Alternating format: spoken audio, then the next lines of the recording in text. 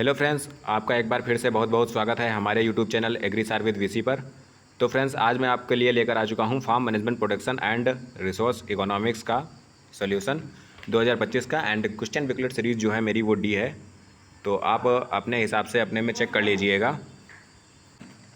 निम्नलिखित में से कौन एक खेती की प्रणाली है? तो खेती की प्रणाली जो है आपकी कोऑपरेटिव फार्मिंग, सहकारी खेती है। क्वेश्चन नंबर 2 है, किस प्रकार की खेती श्रमिकों का संतुलित उपयोग निश्चित करती है? तो ये आपकी मिश्रित खेती करती है। क्वेश्चन नंबर 3 जो है, अधिक जोखिम जुड़ा होता है। तो अधिक जोखिम विशिष्ट खेती में जुड़ा होता है। निम्नलिखित में से कौन एक पावर फलन है? तो पावर फलन जो आपका क्वाड्रेटिक फलन है। फार्म प्रबंध सिद्धांत सम सीमांत आय का सिद्धांत आधारित है। तो जो है फार्म प्रबंध सिद्धांत जो है ये आपका सीमांत लागतों पर आधारित है। लागत सिद्धांत के अनुसार दीर्घकाल में सकल आय अवश्य बराबर होना चाहिए। तो क्वेश्चन नंबर 6 का आपका ऑप्शन हो जाएगा कुल लागतें। लागत सिद्धांत के अनुसार अल्पकाल में सकल आय अवश्य बराबर होना चाहिए। तो क्वेश्चन नंबर 7 जो है इसका आपका हो जाएगा अस्थायी लागतें। क्वेश्चन नंबर 8 है, प्रतियोगी उद्यमों के लिए एमआरपीएस होता है। तो प्रतियोगी उद्यमों के लिए एमआरपीएस 1 से अधिक होता है। एक ही ग्राफ पर अनेक समोत्पाद रेखा कहलाती है। तो एक ही ग्राफ पर अनेक समोत्पाद रेखा जो होती है ये आपकी समोत्पाद मैप अपान कंटूर कहलाती है। 10 नंबर है, समोत्पाद रेखा अन्य नाम से जानी जाती है। तो समोत्पाद रेखा जो है समसाधन वक्र के नाम से जानी जाती है। जब एपीपी अधिकतम होता है तो औसत चल लागत रहता है। जब एपीपी अधिकतम होता है तो औसत चल लागत न्यूनतम रहता है। निम्नलिखित में से कौन लगातार गिरती हुई लागत वक्र है? तो क्वेश्चन नंबर 12 का आपका सी सही हो जाएगा, औसत स्थायी लागत। जब सीमांत लागत औसत लागत के ऊपर रहता है तो औसत लागत जो है घटता है, औसत लागत जो है बढ़ता है। 13 का ए सही हो जाएगा। क्वेश्चन नंबर 14 जो है, जब सीमांत लागत औसत लागत से नीचे रहती है तब औसत लागत, तो तब जो है औसत लागत घटती है। अस्थायी लागतें अन्य नाम से जानी जाती हैं। तो अस्थायी लागतें जो होती हैं जेब से किए जाने वाले व्यय के नाम से जानी जाती हैं। स्थायी लागतें अन्य नाम से जानी जाती हैं। स्थायी लागतें जो होती हैं ये ऊपरी लागत के नाम से जानी जाती हैं। उत्पादन लोच शून्य होता है जब, तो उत्पादन लोच जब टीपीपी न्यूनतम होता है तब शून्य होता है।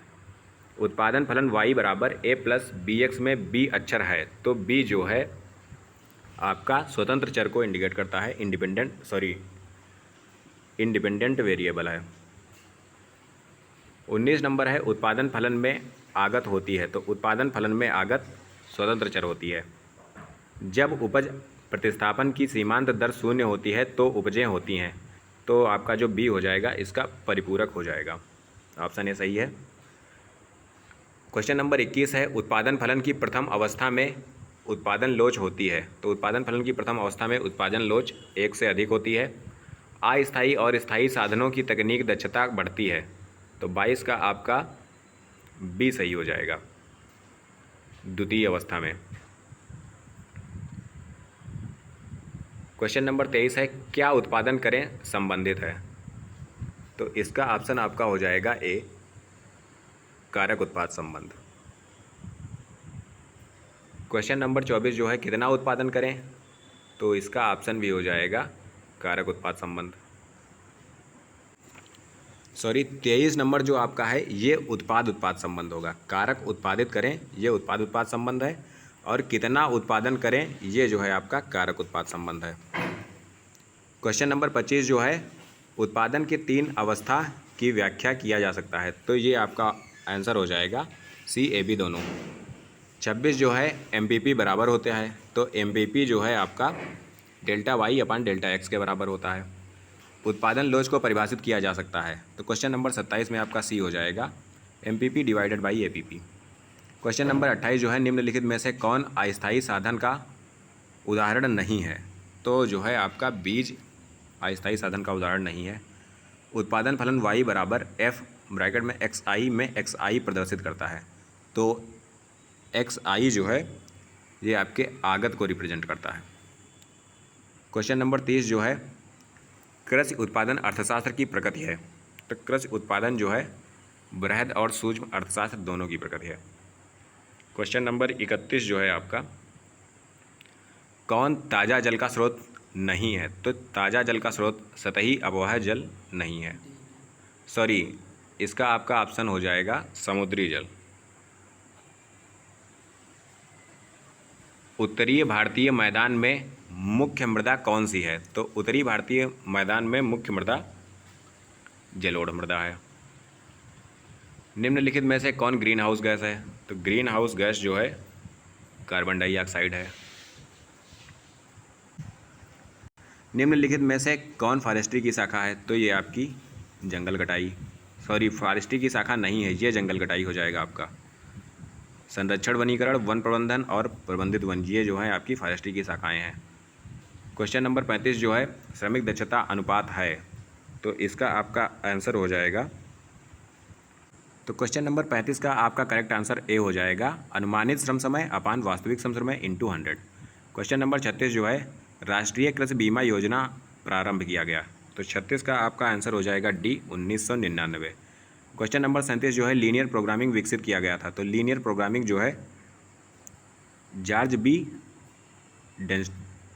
डेंटजिंग के द्वारा विकसित किया गया था।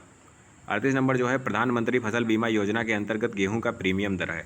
तो क्वेश्चन नंबर 38 का आपका बी सही हो जाएगा, 1.5%। जोखिम कम करने की विधि है। तो जोखिम कम करने की विधि 39 का आपका डी सही हो जाएगा, उपर्युक्त सभी। क्वेश्चन नंबर 40 जो है निम्नलिखित में से कौन जोखिम का प्रकार है। तो जोखिम के प्रकार ये सभी हैं, उपर्युक्त सभी हो जाएगा। जो आपका 41 नंबर है राजकीय खेती में स्वामित्व होता है। तो राजकीय खेती में स्वामित्व सरकार का होता है। सहकारी उन्नत खेती में स्वामित्व होता है। तो सहकारी उन्नत खेती में समिति का जो है स्वामित्व होता है। क्वेश्चन नंबर 43 जो है जब एक नई फसल किस्म अपनाई जाती है। तो इसका आपका ऑप्शन हो जाएगा डी आंशिक बजटिंग किया जाता है। एक फार्म योजना होनी चाहिए। तो फार्म योजना लचीली होनी चाहिए। क्वेश्चन नंबर 45 सकल अनुपात का गणना किया जा सकता है। तो इसका आपका ऑप्शन हो जाएगा डी, उपर्युक्त में से कोई नहीं। शुद्ध पूंजी अनुपात का गणना किया जा सकता है।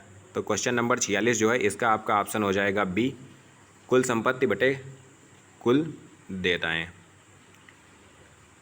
शुद्ध मूल्य विवरण तैयार किया जाता है। तो शुद्ध मूल्य विवरण जो है ये आपका व्यवसाय के लिए तैयार किया जाता है। अवसर लागत की अवधारणा दिया गया था। तो अवसर लागत की अवधारणा जो है ये अल्फ्रेड मार्शल के द्वारा दी गई थी। सम सीमांत आय का नियम आधारित है। तो सम सीमांत आय का नियम जो है सीमांत लागत पर आधारित है। निम्नलिखित में से कौन लॉ ऑफ लाइफ के रूप में जाना जाता है। तो लॉ ऑफ लाइफ के रूप में आपका घटते हुए आय का नियम जाना जाता है। विवेकशील क्षेत्र में कुल भौतिक उपज। तो 51 का आपका हो जाएगा घटती हुई दर से बढ़ती है। 52 जो है एक अस्थायी साधन का सीमांत भौतिक उपज ऋणात्मक होता है। तो सीमांत भौतिक उपज जो है ऋणात्मक होता है। इसका ऑप्शन डी हो जाएगा केवल तृतीय चरण में। ऑप्शन क्वेश्चन नंबर 53 जो है औसत स्थायी लागत है। तो औसत स्थायी लागत जो है वो लगातार घटता है। क्वेश्चन नंबर 24 जो है उत्पादन लोच व्यक्त किया जाता है। तो उत्पादन लोच जो है ये आपका कोई इकाई नहीं है, इसमें ये तीनों की तीनों इकाइयाँ गलत हैं। क्वेश्चन नंबर 55 जो है तो अवसर लागत की गणना किया जा सकता है। तो अवसर लागत की गणना सुविधा से की जाती है। क्वेश्चन नंबर 56 है निम्नलिखित में से कौन सी लागत खेती की समग्र लागत प्रदर्शित करती है। तो इसका आपका आंसर हो जाएगा सी, लागत बी। क्वेश्चन नंबर 57 है निम्नलिखित में से कौन एक अंतर्निहित लागत है। तो इसका आपका ऑप्शन सही हो जाएगा डी, पारिवारिक श्रम। क्वेश्चन नंबर 58 जो है निम्नलिखित में से कौन लागत सी से जुड़ा रहता है। तो क्वेश्चन नंबर 58 का आपका डी सही हो जाएगा, पारिवारिक श्रम का आरोपित मूल्य। क्वेश्चन नंबर डी सही हो जाएगा, पारिवारिक श्रम का आरोपित मूल्य।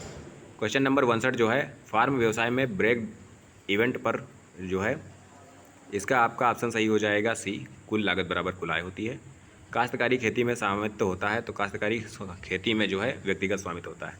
तो फ्रेंड्स ये सोल्यूशन आपको काफ़ी जल्दी में करवाया जा रहा है, तो इसमें हो सकता है कुछ क्वेश्चन के आंसर गलत भी हों। तो अगर आपको लगता है कि कुछ ऐसा है तो आप एक बार क्रॉस चेक कर लीजिएगा और कमेंट में हमको भी बता दीजिएगा, मैं आपका कमेंट पिन कर दूँगा। तो फ्रेंड्स अगर आपको वीडियो अच्छी लगी हो तो प्लीज़ वीडियो को लाइक कीजिएगा एंड सोल्यूशन आप अपने दोस्तों को शेयर कर दीजिए ताकि वो भी अपने क्वेश्चंस का मिलान कर सकें। तो चलिए फ्रेंड्स, मिलता हूँ नेक्स्ट वीडियो में, तब तक के लिए नमस्कार।